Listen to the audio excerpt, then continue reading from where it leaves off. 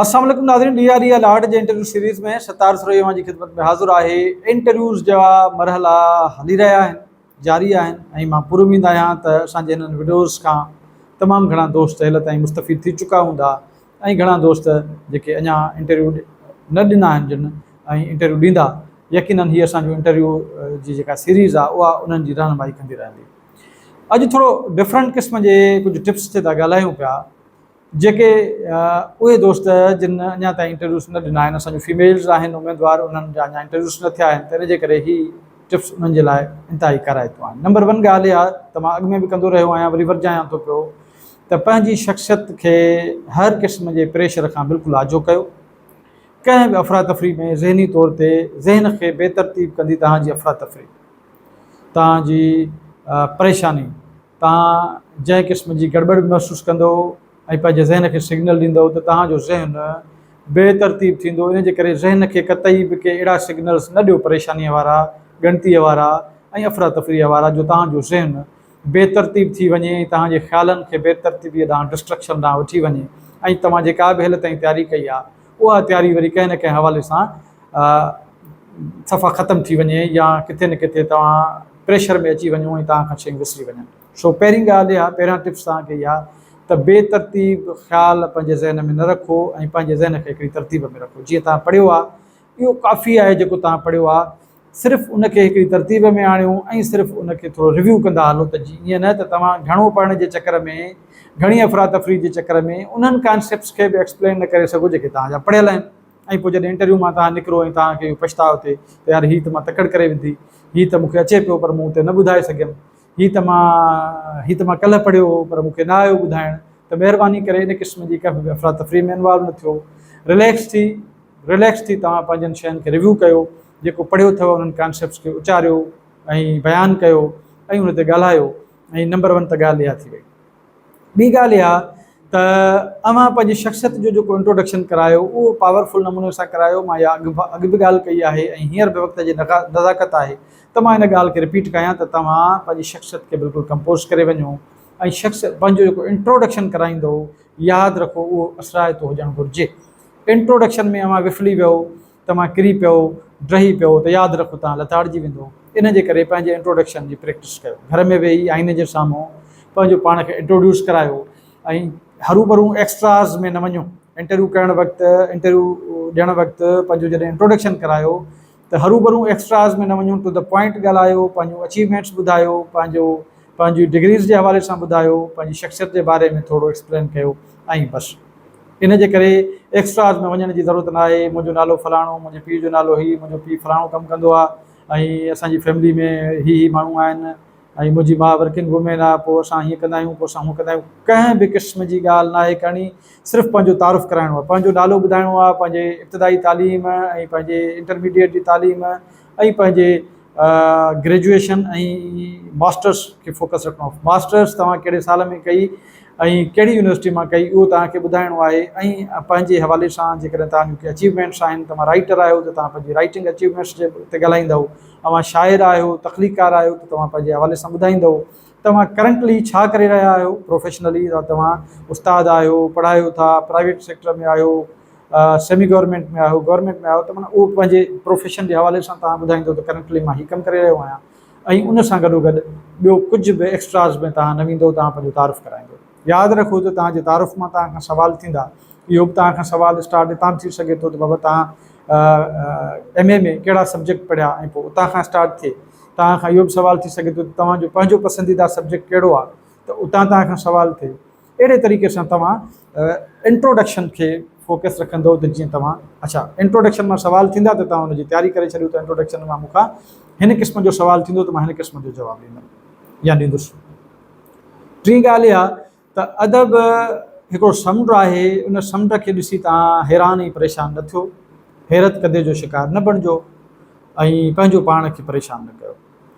तव्हां हिकिड़ी तरतीब सां तयारी कई हूंदी यकीनन।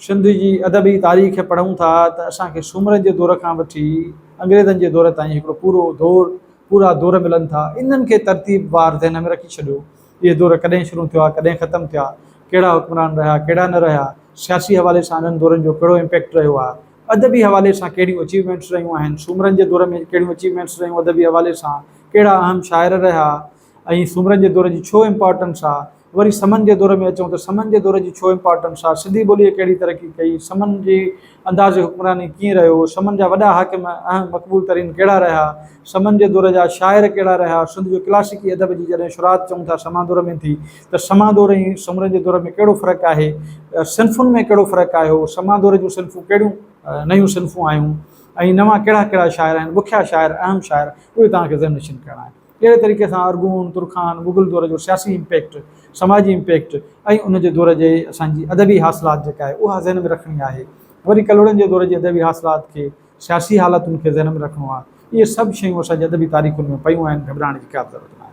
वॾा शाइर जिन सिंध जे अदब ते छाप छॾी आहे मुख़्तलिफ़ दौरनि में, उन्हनि शाइरनि जे प्रोफाइल बाबति तव्हांखे इल्मु हुजणु खपे।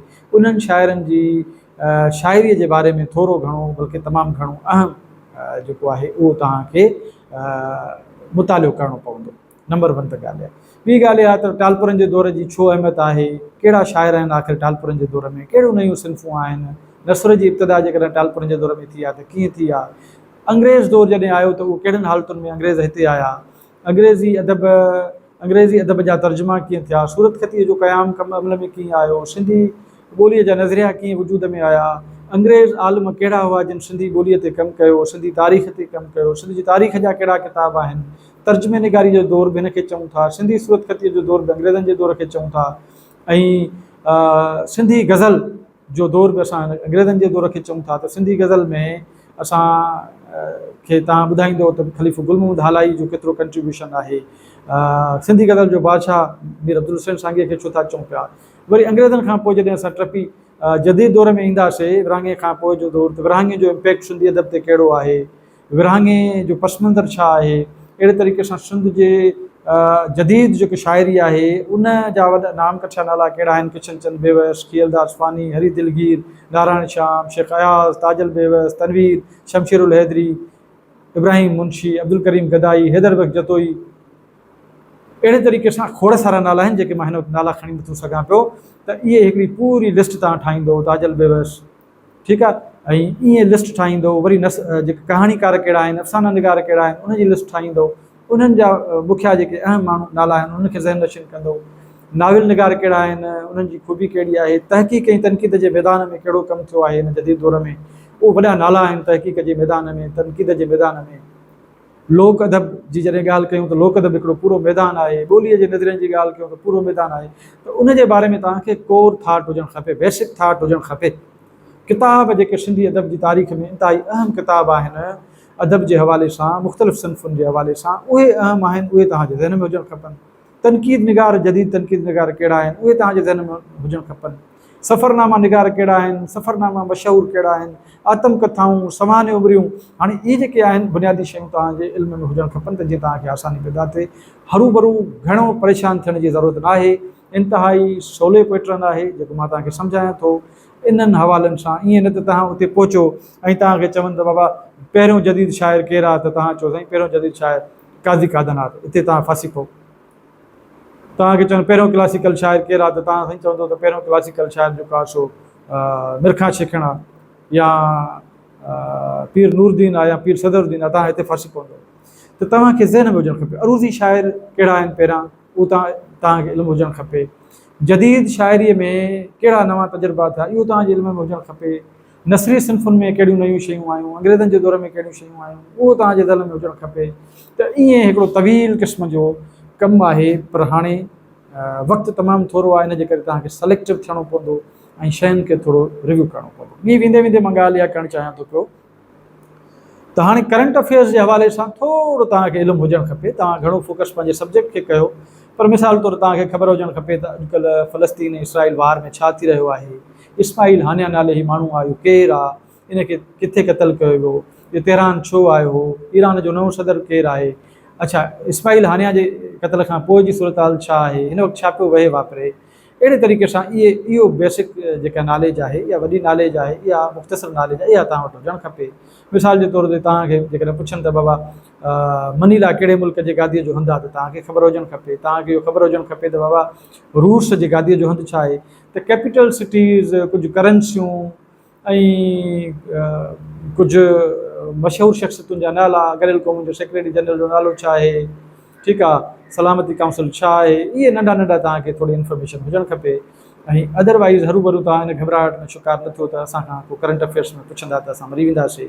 का बि ॻाल्हि कोन्हे। करंट अफेयर्स में जेका आहे उन ॾींहुं वाक़ियो थियो हुयो इस्माइल हानिया जो ताज़ो, त इन जे करे इंटरव्यू में इहा ॻाल्हि पुछी वई त बाबा इस्माइल हानिया ॿुधायो केरु आहे। अगरि इहो ताज़ो वाक़ियो न थिए हा त तव्हां खां केर बि न पुछे हा त इस्माइल हानिया केरु आहे। ज़ाहिर हेॾी वॾी ख़बर आहे दुनिया जहान जी, त असांजे उस्ताद खे, हिकु पढ़ियल लिखियल माण्हूअ खे अख़बार बि पढ़णु खपे ऐं एॾी वॾी ख़बर जे बारे में इल्मु हुजणु खपे। इहा हुननि चेक करणु चाहियो हूंदी, गेज करणु चाहियो हूंदी, न त हरू भरू तव्हां खां केरु इस्माइल हानिया जो केरु न पुछे हा।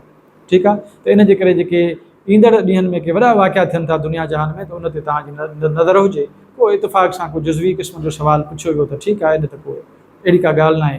इन क़िस्म जो को सुवालु न बि अचे थो त घबराइण जी ॻाल्हि न आहे। पंहिंजे पाण खे मैनेज रखो, कंपोज़ रखो ऐं पंहिंजे सब्जेक्ट खे वधीक फोकस रखो, छाकाणि त तव्हांजो ॿेड़ो तारींदो बि त सब्जेक्ट ऐं ॿेड़ो ॿोड़ींदो त बि सब्जेक्ट। सो उमेदु आहे त तव्हांखे हीअ मुंहिंजा टिप्स कमु ईंदा। सो मोकिलाणी कोन्हे, वरी कंहिं ॿिए मौज़ूअ सां हाज़िर थींदासीं। जॾहिं पियर तॾहिं।